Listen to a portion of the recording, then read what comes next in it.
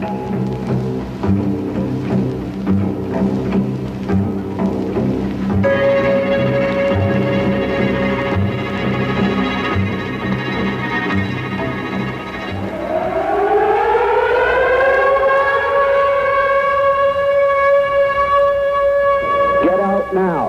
out now. There's still time that this is the warning that the river is starting to come over the dike. Work on the dikes has ceased. The water is expected to break through. Keep your head about you. There are plenty of people around to help you out. You have places to stay. You will have food. You will have bedding. You will have everything. So don't panic. Just get yourself to safety as quickly as possible.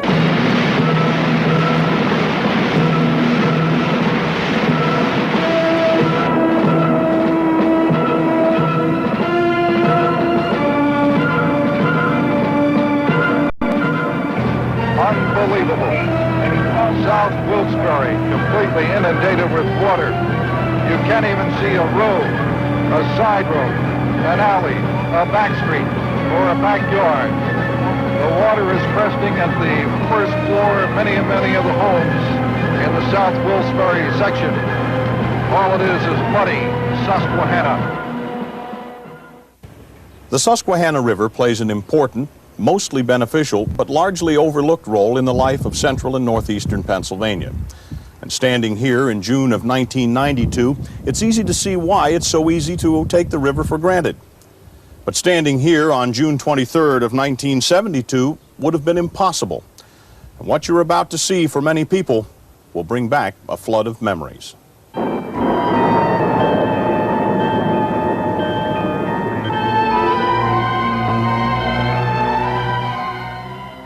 What would become Hurricane Agnes had its unremarkable beginning on the Yucatan when a harmless tropical depression formed on June 14th of 1972. Within the next 2 days, this tropical depression, an area of low pressure, moved off to the east, out over the open waters of the Gulf of Mexico, picking up moisture and, more importantly, picking up energy. And on the 16th of June became a tropical storm and for the first time was given the name Agnes. The storm continued to move and strengthen on the 16th and 17th of June. Agnes was then upgraded to hurricane status on June 18th. By this date, Agnes was located just to the northwest of the island of Cuba. At this point, Agnes takes a turn, one of many turns it will take over the next several days. It's now moving to the northwest as a hurricane, and it is headed for Florida. And on June 19th, Agnes makes landfall, slamming into the panhandle of Florida between Panama City and Apalachicola. Now, during the night of June 19th and the daytime hours of June 20th, Agnes moves inland and very, very quickly weakens, once again becoming a tropical depression. It is now an unnamed storm. However, by the early morning hours of June 21st, this tropical depression strengthens in the Carolinas, and by midday of June 21st is once again a tropical storm. And Agnes is back in business, located over eastern North Carolina. It was at this point that most experts felt that the danger from Agnes was over. In fact, Agnes did move offshore, now harmlessly spinning and twisting over the open waters of the mid-Atlantic. Agnes is now located just east of the Delmarva Peninsula. It is here during the morning hours of June 22nd that Agnes would make its cruelest turn of all, curving back to the northwest. Agnes from there will make landfall near New York City and continue on to the northwest, spreading torrential rainfall over New York State and Pennsylvania, changing forever the Wyoming Valley.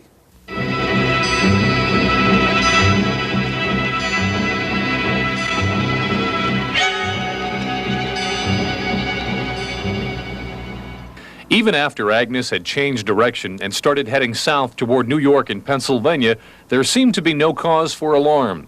General Frank Townend directed civil defense efforts in Luzerne County during the flood. We weren't worried on Monday or Tuesday. From the Flood Forecasting Center at Harrisburg. Widespread small stream flooding is expected tonight throughout the Susquehanna Basin, including the Juniata and West Branch. Main channels are well below flood levels, and no mainstream flooding is expected at this time. In the basement of the Luzerne County Courthouse, Townend discussed the approaching storm with his assistants, John McCormick and Nick Suchik. After detecting no immediate danger, Townend leaves for a convention in New Jersey, but calls back while en route. It's getting critical, General. Harrisburg is predicting a 24-foot crest for tomorrow, and it Could get worse. We're expecting at least 5 inches of rain. Okay, Nick, I'll come back. Get the 109th alerted for that patrol on the dike. Just 2 months before, in April of 1972, Luzerne County Defense had conducted a flood evacuation exercise. With each passing minute in June of 72, it appeared that exercise would prove valuable. Flood bulletin for 9:30 p.m. Thursday, June 22nd. Record or near record stages are being forecast through the entire Susquehanna River Valley. Towanda, Pennsylvania, 25.8 feet and rising. Wilkes-Barre, 20.6 feet and rising. That news meant one thing for people in low-lying areas near the Susquehanna: evacuation. Everybody up! Everybody out! As the initial evacuations took place, emergency officials continued to meet in the courthouse, the waters rising just yards away. As that meeting continued in the basement of the courthouse, the water level in Towanda was reaching 33 feet. Back then, river forecasting was not an exact science, but officials used a rough formula that whatever the water level was in Towanda, it would be here 12 hours later plus 6 feet higher. Their forecast was just a little bit short. Forecast is for 40 feet at sometime around 10 o'clock to noon this morning. We've got to get people out there and work on the dikes, get them built up as high as we can. I want 50 tons of sand at the Ross Street pumping station, and I want it there by 5 a.m. They came by the thousands. Volunteers started shoveling sand and dirt into bags, covering about 2 miles of the dike, raising them 2 feet in 6 hours' time. If the water had stopped at 37 feet, we would have held the flood within the dikes. As a matter of fact, it's possible that we would have been able to hold it at 38 feet, although at that area it's about doubtful. In the early morning hours of June 22nd, the evacuation order was extended to everyone along the river. This is very bad news. The forecast now is that the river is going to be higher than the dikes, that it's actually going to get to a crest of about 40 feet sometime between 8 o'clock and noon today. As the rising water started to pour into the courthouse, civil defense officials scrambled to upper floors. Then, just before 11 a.m., John McCormick called from along the river dike. General, I'm down here on Riverside Drive, and as it now looks, we've had to clear it. The water is coming over. That's all we can do. In our announcement at 5 o'clock and later, it said, when we give up, when we want you to take off from the dike, we will blow the sirens, and that'll be the signal for everybody to stop work and go to higher ground. It took an agonizing 14 minutes before the sirens finally sounded. Get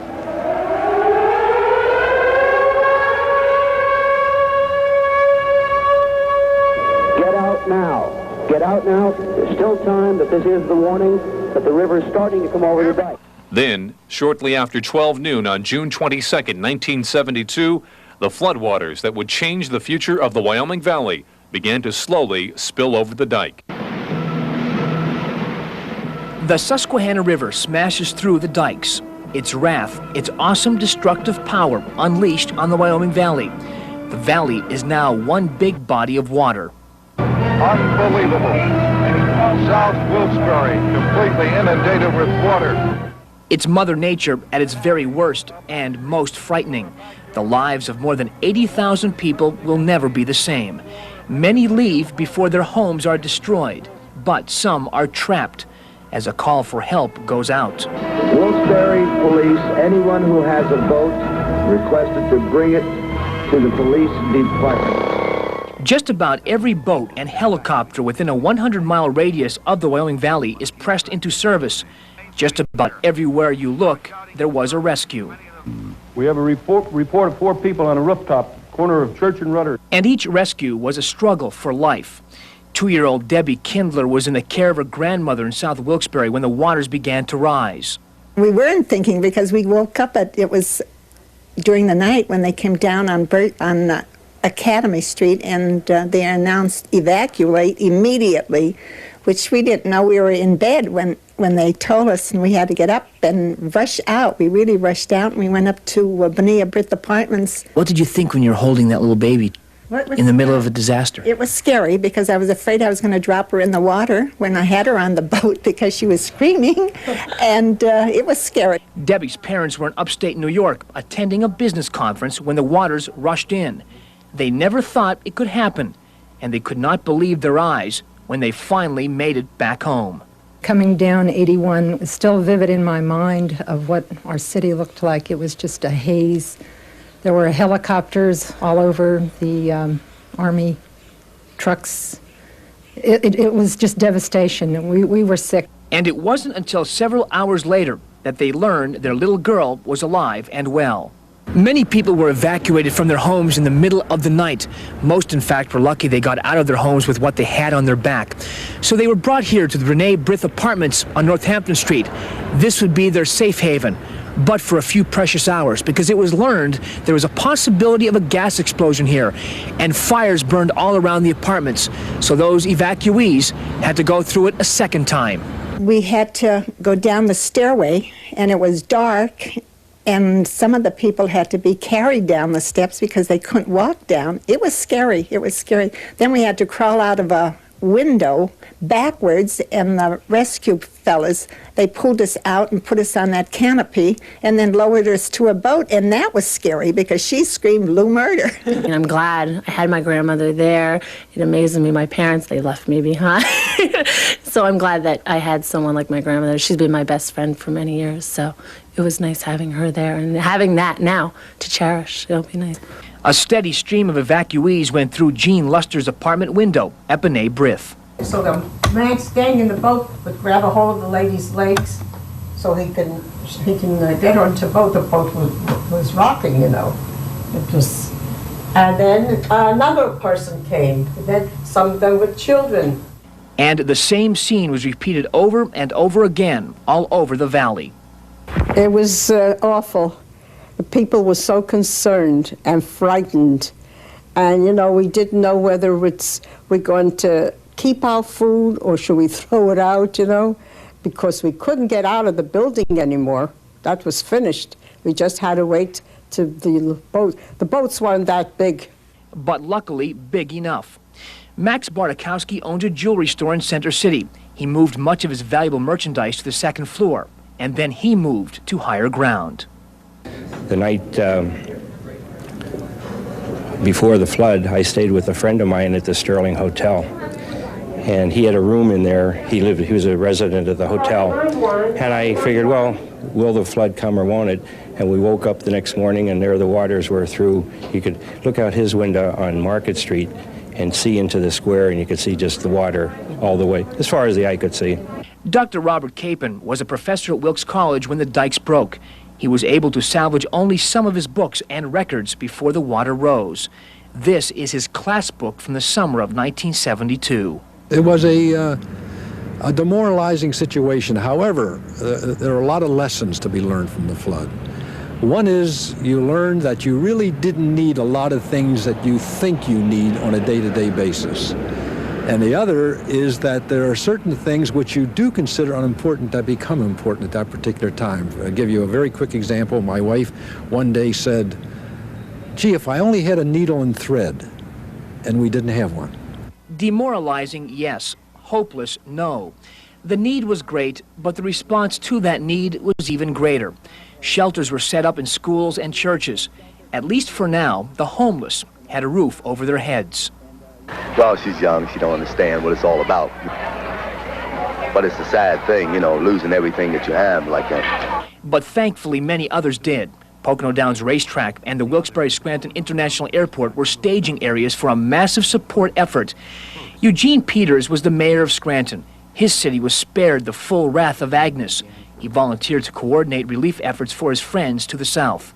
It was just unbelievable, the havoc that was created, the damage that was created, and that the river could become so big and so wide and so fearsome, so ferocious. Communications was virtually gone, except for some ham radio operators. But still, the cries for help got out.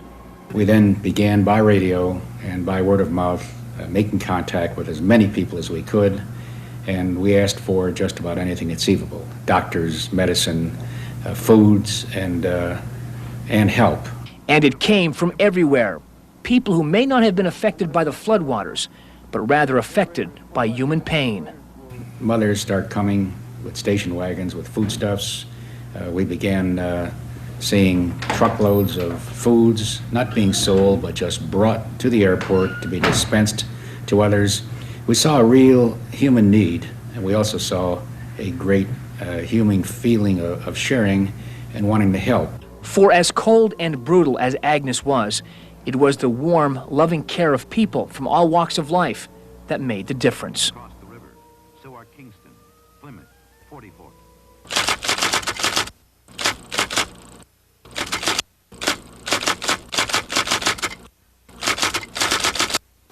It was here at the bend in the river in 44th that the surging water first strained and then broke through the dike system.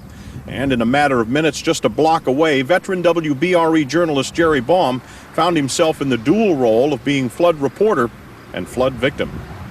At 7:15 the morning of the 23rd, a man who identified himself as a fireman began to pound on our front door. He was yelling, "Turn off the gas, pull out all the cords, disconnect everything, and get as fast as you can to the Dana Street School Evacuation Center."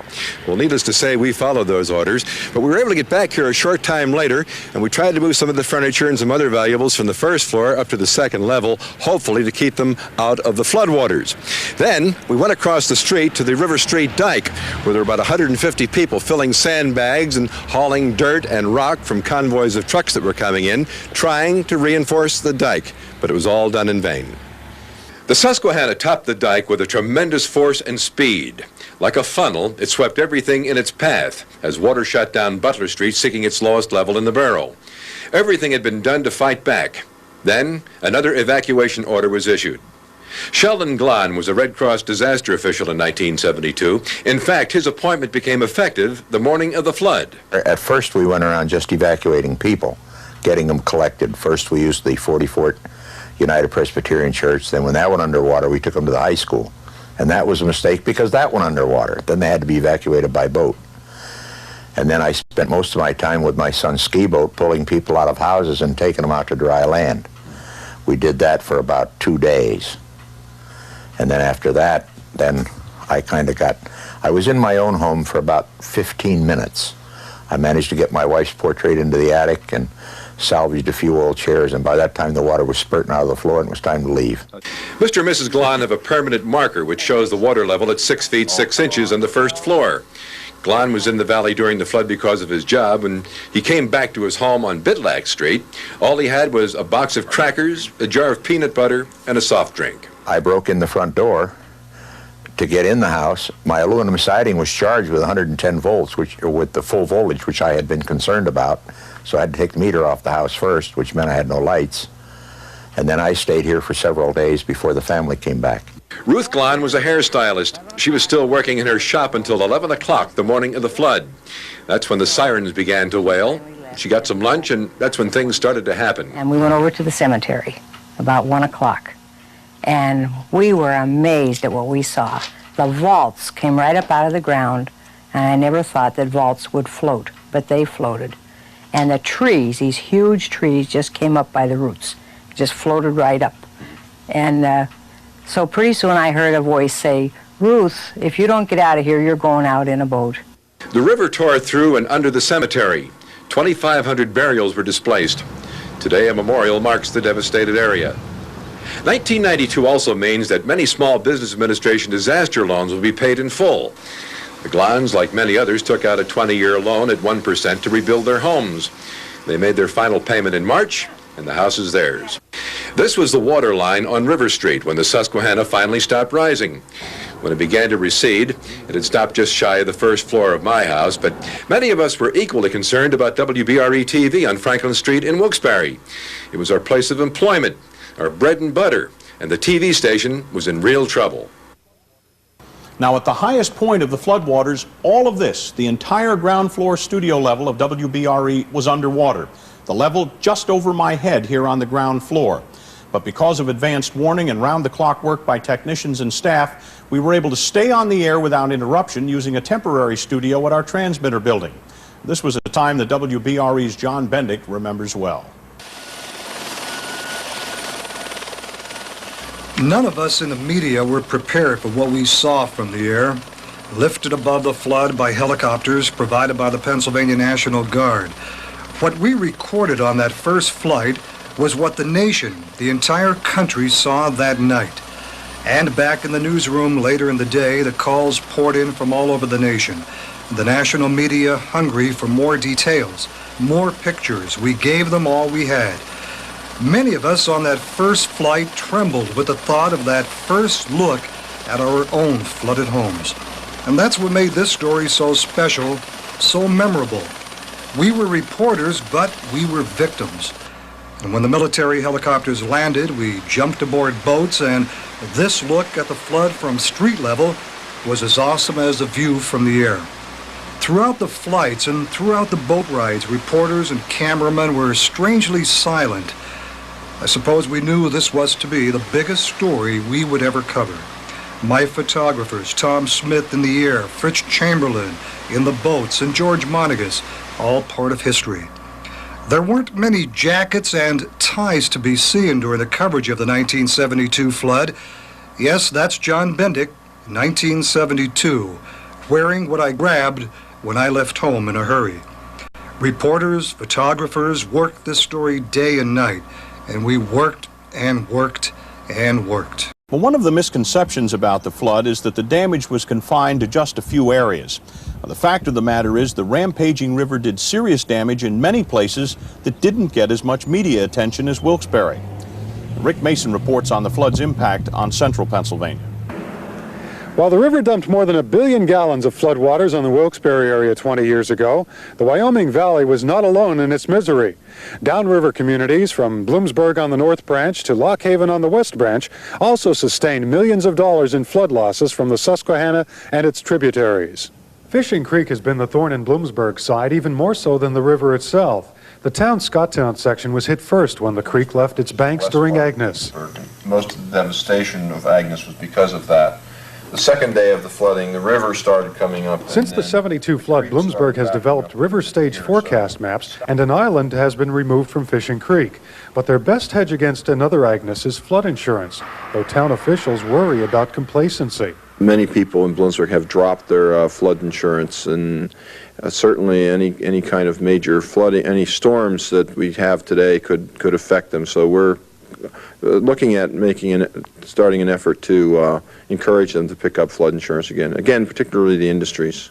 Danville sustained half as much damage as Bloomsburg, but as Police Chief Butch Lee says, it was still devastating to this community. The flooding at night, our streams came over and really cut Danville off, and we really couldn't get things out of here in time before a couple days later when the water came over top of the dike. After 72, Danville's levee system was rebuilt and raised 4 feet. It's now above the Agnes level, and many here now carry insurance. Everybody in those areas that they were flooded do have flood insurance. It's a compulsory thing that they do have flood insurance. At Sunbury, the dikes held in 72, though the waters came within inches of the top. The Northumberland County seat is currently conducting a 3-year rehabilitation of its river pumping stations. And at the end of this year, we anticipate some river stabilization on a project we've been working with the Army Corps of Engineers. Sunbury's biggest concern is what's developing upriver.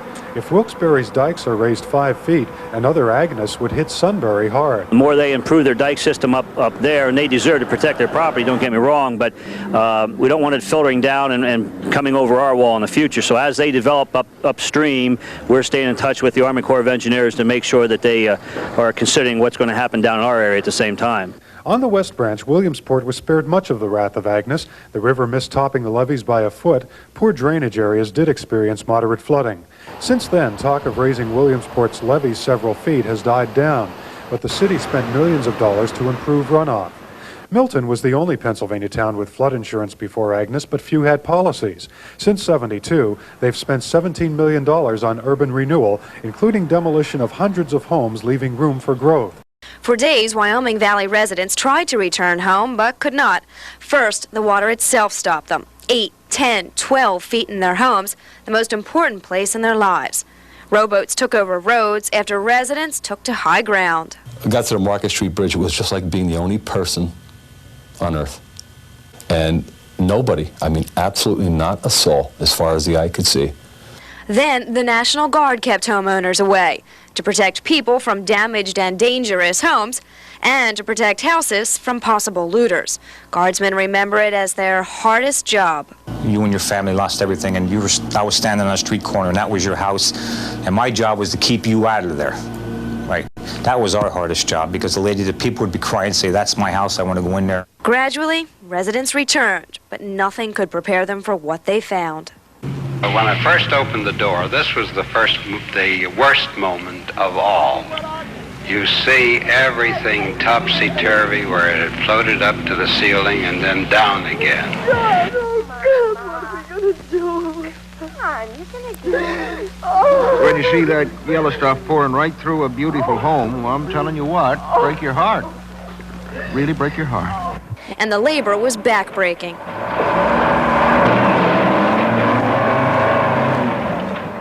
We need help now. I mean, it isn't a little creek that overflowed. It's a whole valley that's destroyed. The help came. The government set up a disaster assistance center. It provided loans for the future and brooms for the present. And volunteers came from all over the country. Many of the Amish and the Mennonites stayed for weeks. Strangers helped strangers. At King's College, a plaque remains to show the high water mark, and the memory of hundreds of volunteers remains as well. Joe Baltz headed the college's physical plan at the time. I don't think we could have done it without it. Just the library alone to clean up that mess. We had 50,000 volumes there that were destroyed, and just to clean that out took weeks. And those books went to one of the 16 landfills being used. At the height of the cleanup, the Wyoming Valley generated 78,000 tons of solid waste a day. Philadelphia at the time produced only 5 tons a day, with 6 times the population. And during this period, utilities came back to life with assistance and ingenuity. All ladies with hair dryers in the Wilkes-Barre-Kingston area are urged to contact the telephone company. They are needed to dry out delicate electronic equipment so service can be restored. It comes down to the tragedy of walking in and seeing what's left of a lifetime. Terrible experience, terrible feeling. You've lost everything, so let it go. Despite the losses, the determination to rebuild could not be stopped, and pessimism was overcome. You know that attitude changes. Every day when you come back, you find, well, maybe there is a chance, and you get a little more hope each day. It was hope that helped people to face the devastation. Day after day, they worked to make neighborhoods such as this warm and welcoming once again. And they put their faith in the future as they rebuilt. And rebuilding was not a simple task. With every building touched by water, some home and business owners left with nothing had to start from scratch. Still, Agnes offered an unusual opportunity for development, but the road to recovery did not come easy. It was a downtown left flooded out, burned out. Wilkes-Barre had the eerie look of disaster. It was time to start over, but with so many people left with nothing, the question was how. There's no way he can get out from under it. He can't even declare a bankruptcy to get out from under it because SBA does not forgive, even in bankruptcy. This follows you to the grave. This was a common sight. Thousands of people whose homes and businesses were left soaked and crumbled formed the Flood Victims Council. They wanted to find a plan to rebuild. At the time, Congressman Paul Kanjorski served as their general counsel. I think I attended something like 1,500 or 1,800 meetings with various federal agencies and groups of people and local officials. But at the onset, following meeting after meeting, it was obvious. Government was not equipped to meet a disaster of this sort. That's hindsight, but it's a simple fact. The area never dealt with the likes of Agnes. The people had to find a solution starting from scratch to come back. Enter Congressman Dan Flood. His famous statement, "This will be one flood against another," rang loud and clear in Washington. Anything we wanted, we got somehow, somewhere. Small and big, dollars and pennies. The driving force behind the Flood Recovery Act, he got the valley more than just pennies. He's credited with fighting for and receiving a $5,000 forgiveness grant and SBA loans at a generous 1% interest rate. The congressman claims the greatest highlight of his entire 30-year career was the actions of the people. There wasn't one person, man, woman, or child, in that whole show that at any time hesitated to do anything they were asked to do or given a chance to volunteer. And it was that spirit, the driving force of the people, that many claim saved the Wyoming Valley. Still, all agree Agnes both helped and hurt businesses already struggling to make it. Some stories have happy endings, but for others, Agnes put an end to long-time family businesses. All of a sudden, we found we had the greater part of our city underwater. A scary feeling, a very scary feeling. I didn't have any place to go. It was just one of those things, you gritted your teeth and worked. And work they did. They worked together to rise above the devastating flood and rebuild. That took a special combination of strength, hope, and perseverance. It was one of these nightmares. You didn't know where to turn first because everything was just devastated. Clayton Carambeles now runs a successful coffee service in Wilkes-Barre. Only pictures remain from his Boston restaurant and candy store. Since the 1920s, the colorful eatery served as a gathering place for many local folks. It was handed down to each generation, ending with Clayton's because of Agnes. Only fond memories come to mind 20 years later. Today, there's just so many people out there that will talk and still remember what they used to like, whether it was the clam chowder or the tuna fish casserole, and it gives you a good warm feeling because it's so many years now since that's happened. It was not a pleasant experience. Right across the street from the Boston restaurant, the Boston store, now Boscov's. Owner Frank Burnside remembers serving people for free in the cafeteria, loyal employees who lived at the store while mopping up, and opening up a few months after Agnes, only to close down a few years later after 40 years in business. They suffered thousands of dollars in losses from the flood. It was a terrible, terrifying experience. But in general, people were tough-nosed about it and put up with it and did the best they could. Including employees at Eastern Pennsylvania Supply Company on South Pennsylvania Avenue. And there was 5 feet of water at the front door of our building. And I wore my waders down to get into the store, and I threw the stuff out the 4th floor window to the railroad tracks. Owner Guthrie Cunningham now runs the family business that began back in 1889. It started as a mining supply venture, moved into plumbing and heating, and by the time Agnes hit, was getting ready for site preparation at a new location, the present one on Scott Street. And of course, that Friday put an end to that because every piece of equipment that you could lay your hands on was very much in demand, and people weren't thinking much about trying to prepare a site for a new building. They were trying to get the old ones back in shape. Cunningham remembers giving away shovels and other equipment for cleanup. Now 20 years later, the business has expanded to several different locations, serving hundreds of customers in northeastern Pennsylvania. I walked through here just about up to here, and then I got out. It was cold. And Gus Giannetti, owner of Giannetti's Hotel and Convention Center, is another post-Agnes success story. His ballrooms were supposed to play host to 7 weddings the day after Agnes. Despite major cleanup, the flood pushed his family to expand. I figured that with now $600 and some thousand in debt, might as well go for broke. So we started to expand and figured, well, I'm not going to get my original goal of being debt-free, so I might as well just borrow more money. Which we did, and we built this whole facility over the following years. Many local business owners got to know Dave Smith. He served as Director of Real Estate Acquisition for the Wilkes-Barre Redevelopment Authority. His role quickly changed from doing routine acquisitions to buying up millions worth of homes and businesses. The flood kept his office working 20-hour days, 7 days a week for several weeks. Businesses were underwater.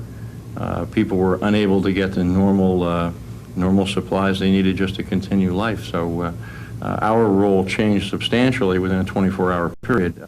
Your hometown station was another survivor, staying on the air with the help of a gasoline generator supplied by PP&L. Every once in a while, the pictures would start to wiggle. We'd all run downstairs and refill the generator gas tank so it would keep going. You never think about it. Everything's going so smoothly, and all of a sudden, everything went to pieces, and we'd run down, fill it up, and we were back on the air again. And it was wild. And wild aptly describes the flood of '72, but all agree the time is characterized by the strength of the citizens who took Agnes on. The people of northeastern and central Pennsylvania who lived in the floodplain learned a quick lesson in moving to higher ground. As Dawn Timoney reports, some stayed there, but others returned to rebuild. The Wyoming Valley looked like a war zone following the wrath of Agnes. It was eerie. In just one day, the furious storm drowned the hopes and dreams of area residents, leaving an incredible trail of destruction. Thousands of people had no place to call home and no money to fix what was left of their houses. Well, I'm going to board it up, and it can sit here, because I don't have the money. Oh, there's a lot of people. There's a lot of people just on our street that just got up and walked away, and they're living elsewhere. What they want now to just fix it as it is, I could get a brand new home. The average homeowner lost $29,000. And faced with the possibility that history could repeat itself, many headed to the hills, to higher ground in the back mountain and mountaintop areas. Every time now that the river goes up, you think about it, Don. You just never lose that fear. When there's any heavy rains, torrential rains, you think, wow, this is just like Agnes. It just never leaves you. That's why Kathy Poplawski and her husband called the back mountain home today. She married 2 months after the flood and vividly remembers having wedding pictures taken amid the ruins for an article Ladies' Home Journal was doing on the flood. The couple had originally planned to start their new life together in Kingston, but the flood changed their minds. We loved that area of Kingston, but we just had that overwhelming fear that if it happened once, it could happen again, and we just decided to come out and look around up here and ended up here. Sid Sandler, who owns Lewis and Duncan Sporting Goods store in Kingston, moved his family to Mountaintop after losing both his home and business. At the house, the living room was in the kitchen, and vice versa.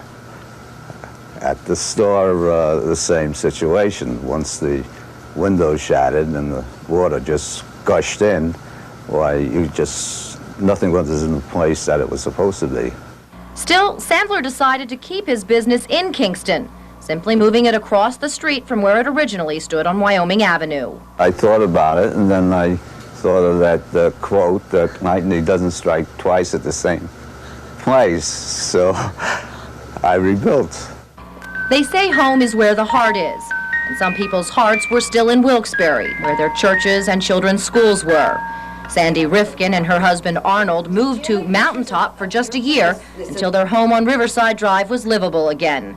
The Rifkins, needless to say, had no trouble selling their home in Mountaintop. Many people were approaching us to please buy our house because they had been in much more uncomfortable. You know, they thought of buying something a lot later and they couldn't find things. Realtors were flooded with business at the time from people who wanted out of the floodplain and who consequently changed the face of the area. There was an increase in population in the back mountain area as well as Mountaintop by an awful lot of people who came, stayed, and liked it.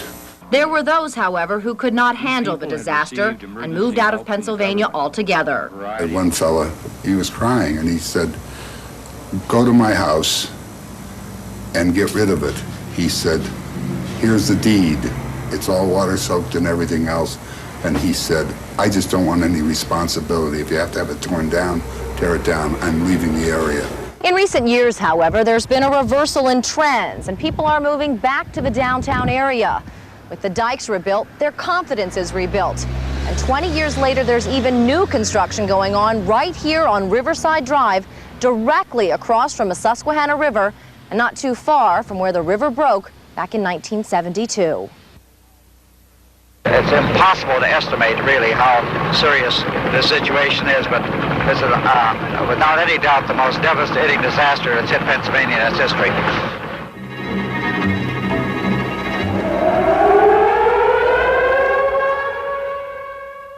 It's an area where few can forget the fury of Hurricane Agnes. Every time there's a heavy rain, residents of the Wyoming Valley cast a wary eye towards the Susquehanna River.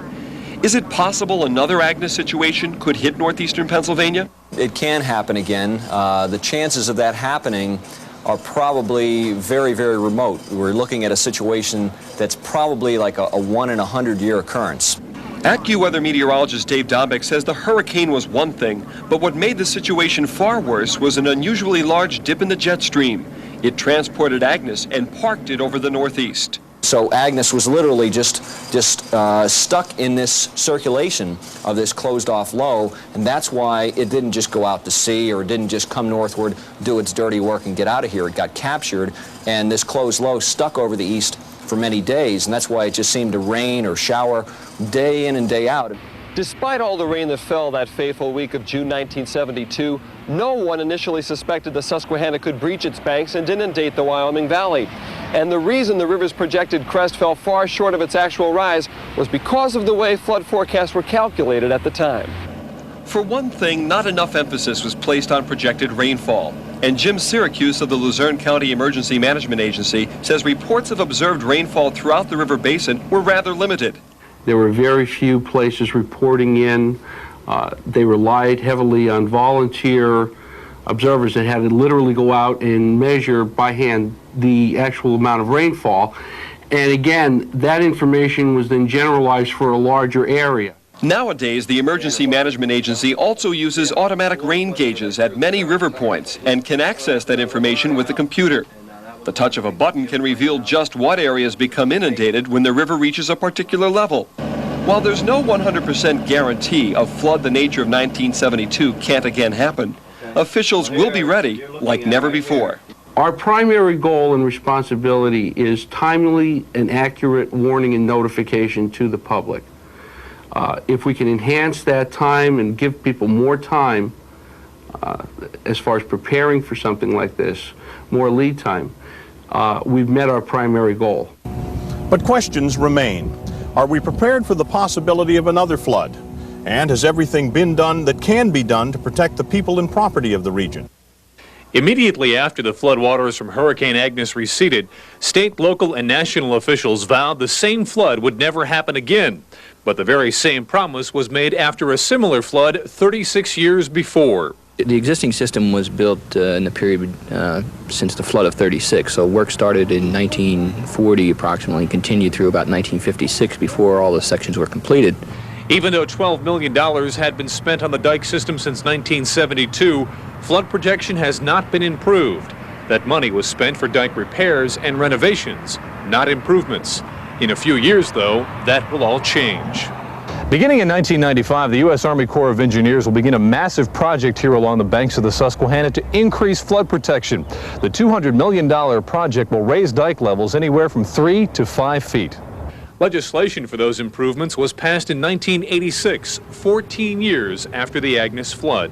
Since that time, it's been being developed and designed. We've run into a lot of hesitancy. The people have not been very participant.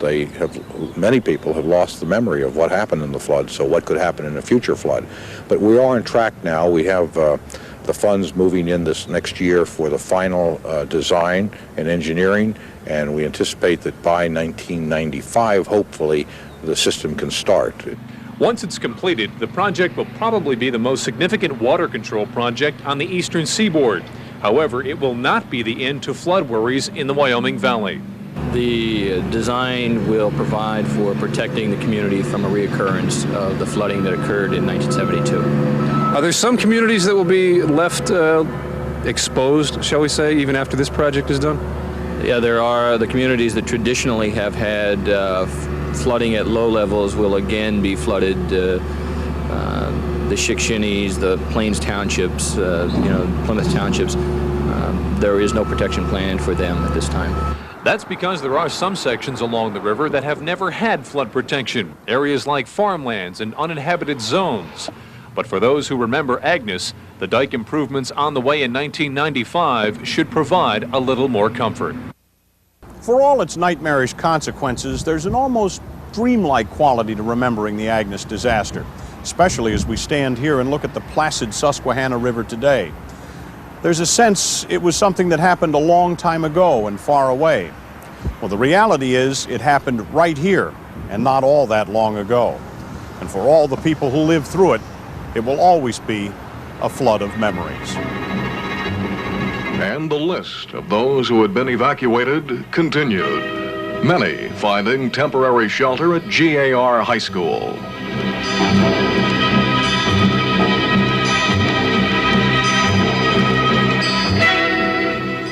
Daisy Acveo, ACVEAO of 28 Sullivan Street. Tom Andrews of the Hotel Sterling. Lillian Atwood of 60 South Washington Street.